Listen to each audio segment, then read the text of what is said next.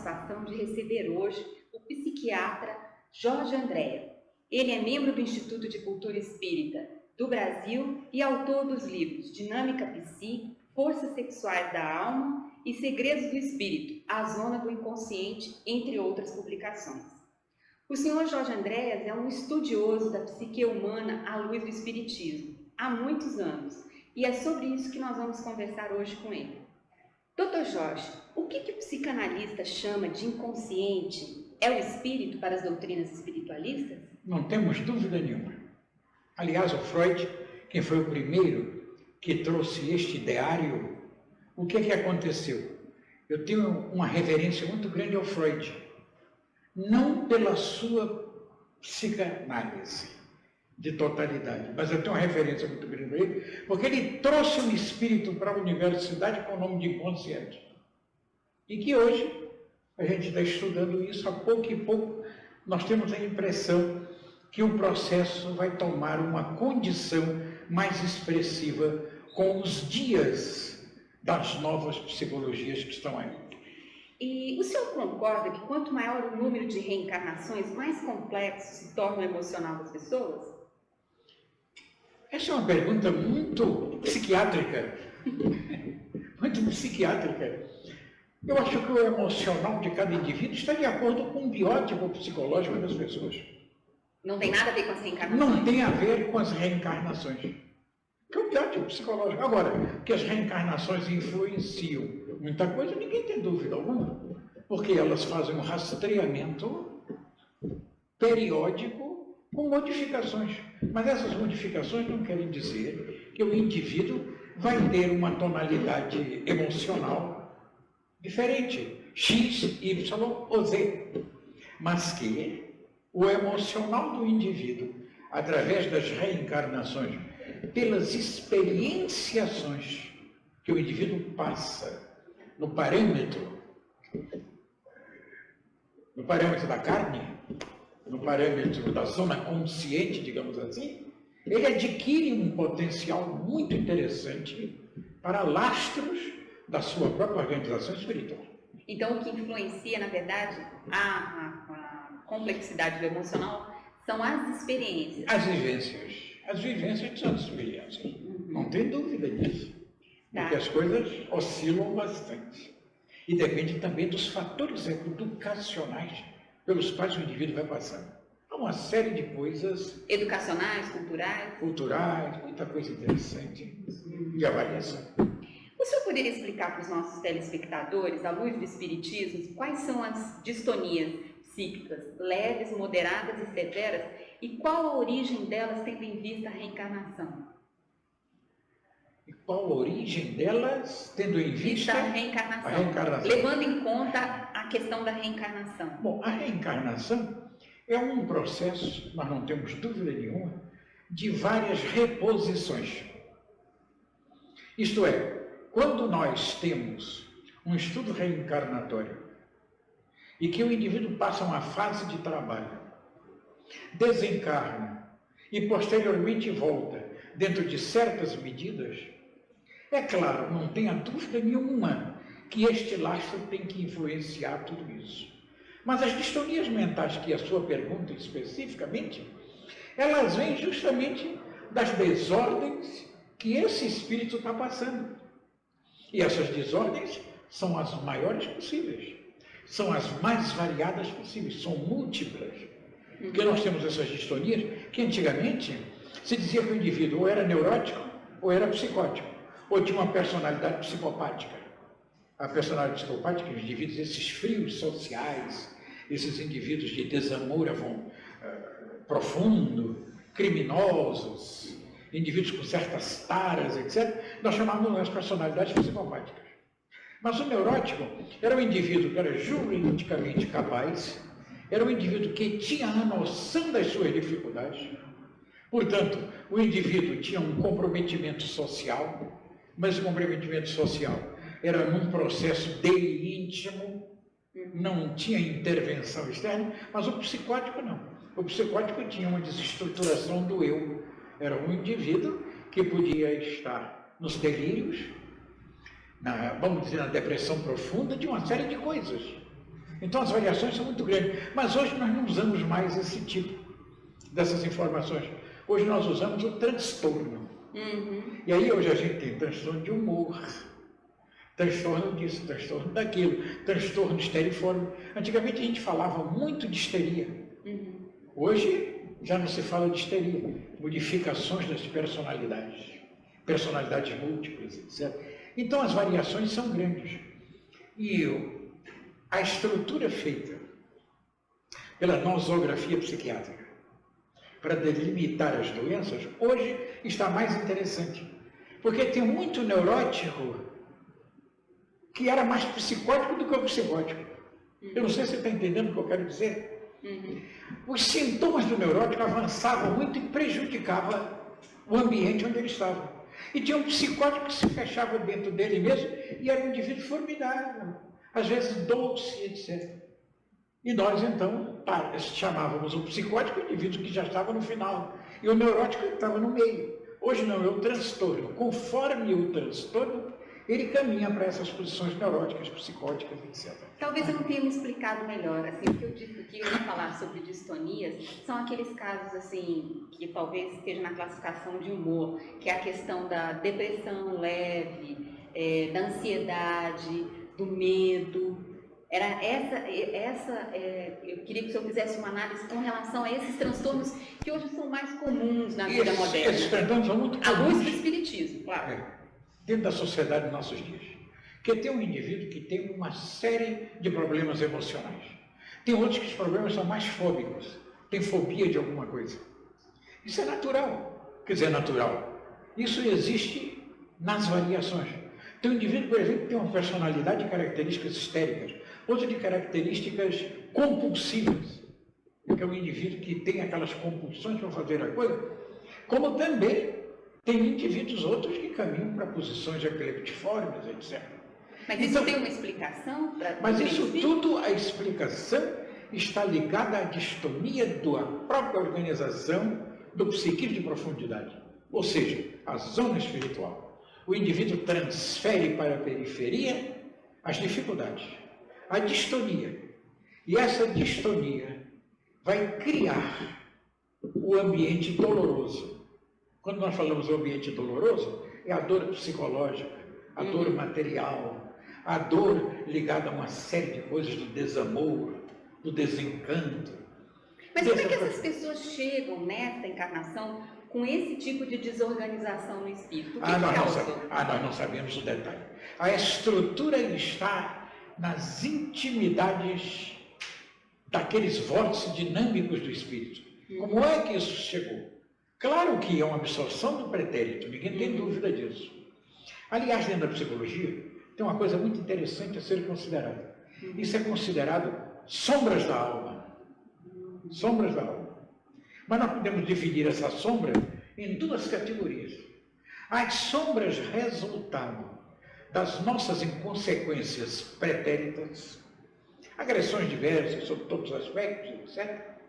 Numa vida destoante, desequilibrada, desordenada, etc., criando processos negativos que nós vamos responder futuramente nessa célebre lei de ação e reação. Mas tem uma outra sombra da alma que nós carregamos, que é a nossa herança instintiva, que vem da faixa animal. Ainda? É, e que nós precisamos a pouco e pouco nos reeducarmos. Então tem uma que a gente pode dizer que é reação kármica, negativa.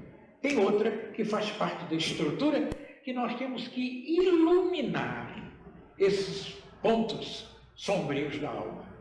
E a terapia, as terapias que estão disponíveis atualmente, ajudam uma pessoa que acredite na reencarnação, claro. De que forma? Que forma ela nos ajuda? Olha, cada caso será sempre um caso. Mas nós temos na doutrina espírita condições notáveis para isso. Que é um indivíduo que vai a um centro, que vê uma palestra, que toma aquela transfusão de amor através dos passos magnéticos. É um indivíduo que faz o culto cristão no lar. Tudo isso é um chamamento em introspecção, é uma maneira dele se afinizar com o processo positivo. Isso não tenha dúvida que acontece. Então, essa terapia espírita é formidável. Mas tem uma outra coisa mais moderna, hoje já levando para uma posição que antigamente era meio destoante, um pouco assim, desordenada, hoje está mais ordenada, que é a TVP, é a terapia de vivências passadas. Essa terapia, quando feita por indivíduos competentes da área e que tenham uma indicação, que é preciso haver uma indicação, aí nós lucraremos muita coisa. Quem indicaria isso? O próprio psicólogo que faz a coisa. Porque ele precisa fazer uma entrevista, saber o que é que está acontecendo. Você não pode pegar um psicótico e querer fazer uma terapia de vida passada, porque você vai abrir canais. Então, aquela imensa cascata de energias negativas derrama-se ao indivíduo. O indivíduo não aguenta. Porque nós temos uns freiozinhos para aguentar. É como a gente diz assim, a reencarnação existe. O indivíduo está tendo umas coisas do passado. Eu não gosto de dizer que é pagamento. Correções da lei.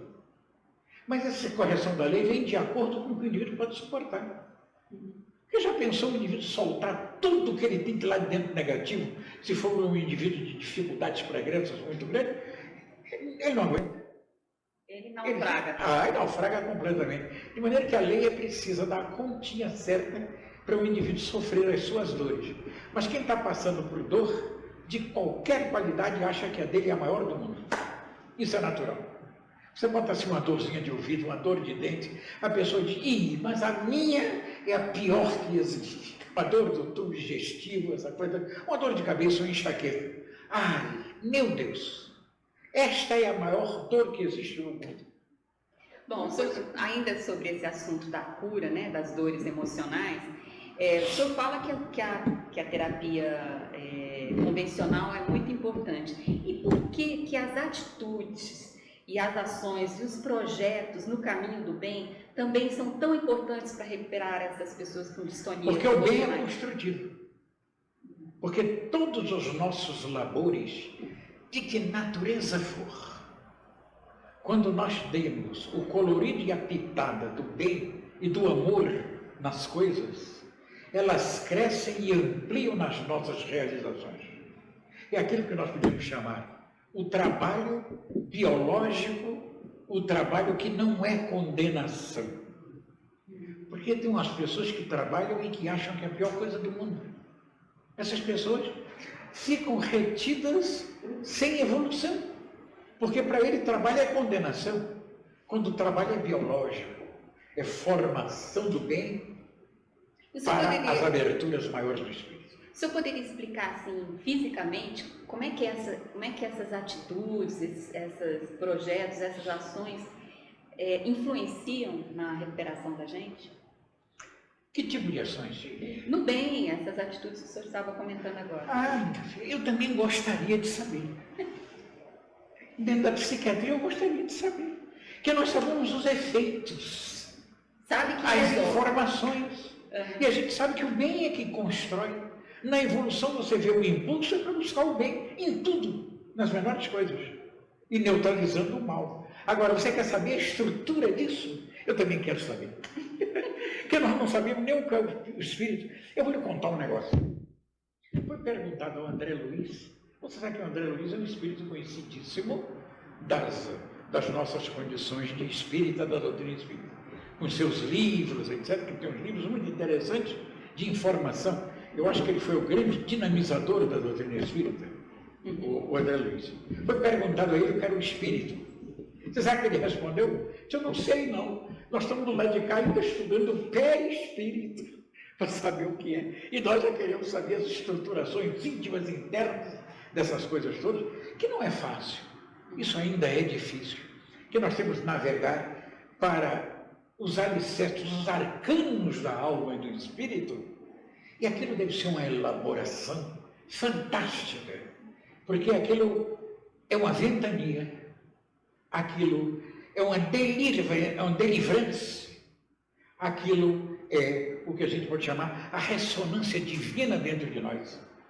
De maneira que é um processo de uma delicadeza muito grande. Nós não temos mensuração.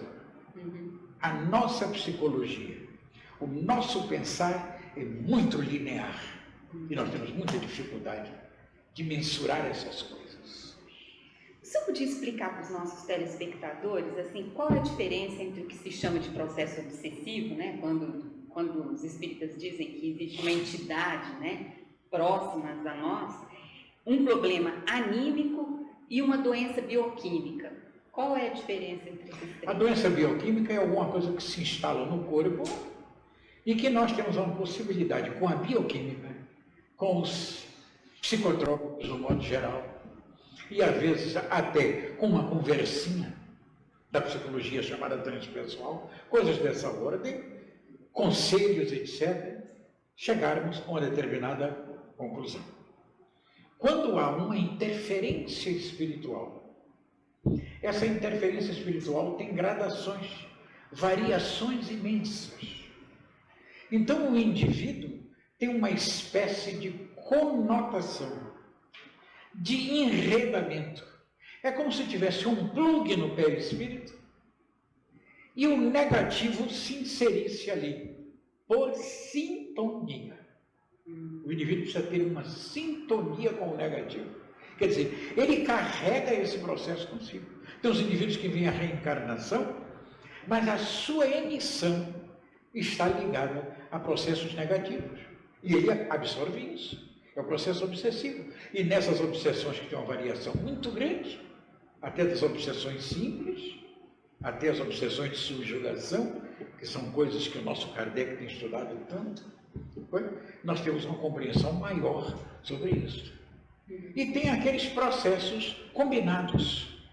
O processo anímico é aquele que vem de lá de dentro da própria alma, vem do próprio indivíduo, que ainda não está construído, que é dele, mas que ele tem dificuldades e que vem à periferia. Isso é para nós termos uma divisão, uma coisa pedagógica para a compreensão. Mas você colocou muito bem esses três elementos, sabe por quê? Às vezes está tudo junto. Há um pedacinho de cada coisa. Às vezes está tudo embaraçado, que o anímico está misturado com o processo mediúnico, com o processo obsessivo, etc. Então o psiquiatra ou o psicólogo precisa ser muito arguto, ter uma vivência muito grande nessa área espiritualista, principalmente espiritista, em sessões de esclarecimento espiritual, aquelas sessões que nós chamamos de desobsessão, que o indivíduo precisa compreender, porque aquilo é uma grande psicologia, é uma psicologia transpessoal. Aliás, nós temos um tipo de psicologia, um método, compreendeu? Que hoje, que é o método que se faz e que é o método que a gente poderia dizer, do psicodrama. Porque tem muitos analistas que usam o psicodrama na sua psicoterapia. E doutrinar um espírito que está em dificuldade é um psicodrama. É alguma coisa. Mas retomando a questão da bioquímica, eu estava lendo no seu livro Segredos do Espírito, a Zona do Inconsciente, o senhor comenta que às vezes os problemas emocionais, eles acabam alterando a bioquímica, né, do organismo. Eu acho que eu não me expliquei anteriormente o que eu quis dizer sobre bioquímica. Os neurotransmissores, né, toda aquela química cerebral, que às vezes dá problema de depressão, problema de memória e tal. A bioquímica que eu estava falando era nesse sentido. Isso não acontece também? Sobre influência? Acontece pela influência do espírito que está ali, ou seja, através do perispírito. Então ele modifica esses neurotransmissores, que hoje nós temos uns nomes muito bonitinhos para isso. As endorfinas é aquilo que a gente gosta, que a endorfina é aquele neurotransmissor que nos traz prazer. Você sabe o que é o que dá muito a endorfina? Quando a gente se espreguiça. De manhã, quando a gente acorda, que dá aquele espreguiça. E aí, meu Deus, que felicidade. Os nossos músculos largam a endorfina, porque vem através do grupo muscular. E essa endorfina entra no neurotransmissor e dá no cérebro aquele conforto passageiro. Dizem que é a morfina da nossa própria organização. E ainda sobre essa questão da emocional, como é que o processo de culpa age dentro dessas nossas perturbações emocionais? Olha, o complexo de culpa, principalmente dos processos obsessivos. O processo de culpa, pelo que nós chegamos à conclusão, pelos estudos, pelos trabalhos, pelos companheiros também da área, etc., é um pano de fundo. É um pano de fundo dentro de uma série de posições, dentro de uma série de sintomas. Por exemplo, um sintoma obsessivo. Quando ele começa, o indivíduo começa a ter uma digitalização. Um processo lento, que é confundido com essas reações depressivas lentas e fáceis de coisa. Depois eles caminham para uma depressão mais profunda. Aí o indivíduo diz, bom, está entrando em depressão. Vamos tirar o indivíduo dessa depressão para poder fazer um estudo mais detalhado. Aí nós vamos sentir que dentro disso tudo tem um pano de fundo. O pano de fundo é um complexo de culpa, que ele não sabe o que é. O indivíduo diz, meu Deus, eu acho que eu devo uma coisa, mas eu não fiz nada. Agora, mas ele traz a estrutura do passado. Então é o pano de fundo que dá essa coisa toda. Daí para os saltos, para a exacerbação dos sentidos, começa uma série de coisas. Aí o indivíduo começa a ter as impregnações nos sentidos. Vem a ansiedade profunda, vem as posições fóbicas, compulsivas. O indivíduo está raciocinando, diz, mas eu não quero fazer isso, mas eu faço. Eu posso contar uma coisinha para dar uma aliviada, para não ficar muito negócio assim de ciência, etc. Eu tive um paciente, há muitos anos, sabe qual era a compulsão dele? Ele morava no 7º andar. Aí ele saía de casa, ele passava a mão no interruptor, assim no interruptor, e dizia, estou feliz. E descia, trabalhava muito bem. Mas ele tinha que passar a mão no interruptor, mesmo que não precisasse acender a luz ou apagar. Você vê que é uma compulsão, né? Ele nos procurou, eu disse, meu filho, é muito simples, larga esse negócio. Ele disse, mas eu não posso largar. Eu disse, você faz o seguinte, segundas, quartas e sextas você passa a mão no interruptor ao trabalhar. Terças, quintas e sábado você não passa. Quando ele não passava a mão no interruptor, ele subia com uma crise emocional fortíssima, chegava até ter aumento de temperatura, e os fenômenos psicossomáticos fantasmas. Esses fenômenos que a gente sente, que você vai para o médico diz, não é nada, isso é distúrbio neurovegetativo, que a descarga se dá no sistema neurovegetativo. O indivíduo modifica o teor de temperatura, suores frios, começa a ter o estômago todo fechado, um negócio parece que está embrulhando tudo, a cinese intestinal pode disparar, etc. Tudo isso pelo componente ansioso. Que essa ansiedade é um grupo formidável de elementos. E daí o indivíduo, numa situação dessa, ele passa para a distonia mental definitiva. Por quê? Já houve comprometimento físico. E aí os neurotransmissores já estão todos destroçados e comprometidos. Bom, agora nós vamos mudar um pouquinho o rumo da conversa, como dizem os mineiros, e vamos conversar sobre sexualidade, que é outra área que o senhor domina bem. Qual a importância da sexualidade na vida do ser humano, tendo em vista os processos evolutivos? Construção. Uma sexualidade organizada é processo de construção, processo de equilíbrio, processo de abastecimento dos cônjuges. Os cônjuges se abastecem quando há equilíbrio, ajuste e amor. Porque no encontro de periferia, que é o encontro da sexualidade na zona física, os elementos vão mais profundos quando há amor, afinidade, fraternidade. Há uma série de elementos, os encantos. Então essas almas, vamos dizer, essas vibrações espirituais se abraçam, se aconchegam e se constroem. Mas aí tem uma coisa logo para nós entrarmos nisso. Aí você pode dizer, mas nem todo mundo pode estar nessa situação. Pessoas celibatárias, pessoas que não casaram, não tiveram um encontro sexual, não querem esse encontro sexual, não desejam, estão em condições, vamos dizer, físicas, também suportando as coisas, condições sociais, há uma série de coisas a considerar nisso. Mas se este indivíduo que não está neste exercício da sexualidade, veja que nós estamos chamando de exercício, no sentido equilibrado, ajustado. Ele vai jogar esse campo de energias no trabalho, na construção, no bem. E vai se abastecer com isso, sem precisar do cônjuge. Tem exemplos maravilhosos na nossa vida na Terra. Você vê a irmã Teresa de Calcutá, não era casada, nada disso. A irmã Dulce da Bahia não era casada. Joana de Ângeles, o último casamento dela foi em Roma, no tempo de Cristo. O resto tudo foi solteira, mas trabalhando para o bem, construindo. Aí você pergunta ainda uma coisa. Que vantagem Maria leva nisso?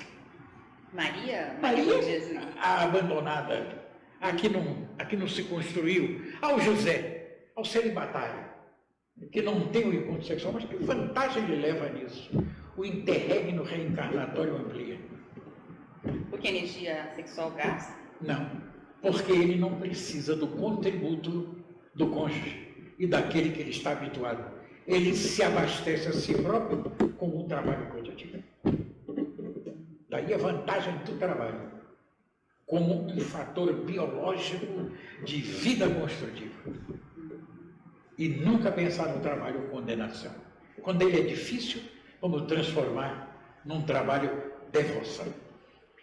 E como é que o senhor poderia explicar melhor para os nossos telespectadores, à luz do Espiritismo, claro, como se define a orientação sexual de um ser humano? Não a morfologia, como é que se define isso em nível espiritual? Eu acho que a doutrina espírita está bem aparelhada para isso.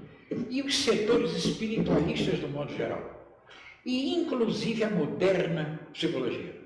Que a moderna psicologia transpessoal está envolvida também no processo espiritualista. Acho que, pela educação, pelo que já se consegue, não tem uma fórmula específica. Diga isso, faz aquilo. Mas tem uma fórmula de encarar o processo e ter a possibilidade de transferir para as posições das diversas condições etárias das crianças, dos jovens, do como deve se desenvolver as coisas. Mas como nós estamos numa fase de transição muito difícil, onde os convites externos são imensos, onde os convites externos são difíceis, os prazeres, o hedonismo aberto de toda ordem, não é fácil nós entrarmos num campo de educação nessa área. Mas eu tenho a impressão que, de futuro, com melhores condições da nossa vida, que nós temos que melhorar, nós temos que globalizar a nossa ideia total. Que globalização não pode ser só econômica. Ela tem que ser, por excelência, uma globalização de interesses entre irmãos, para nós darmos qualidade de trabalho a todos aqueles que seja possível fazer. Então é o trabalho qualitativo, saber o que é que o indivíduo vai fazer, o que pode fazer, ter um mínimo para viver. E os mais qualificados ter um máximo para viver um equilíbrio. Isso é globalização. A nossa globalização, por enquanto, ainda é econômica. Nós vamos melhorar, vamos caminhar.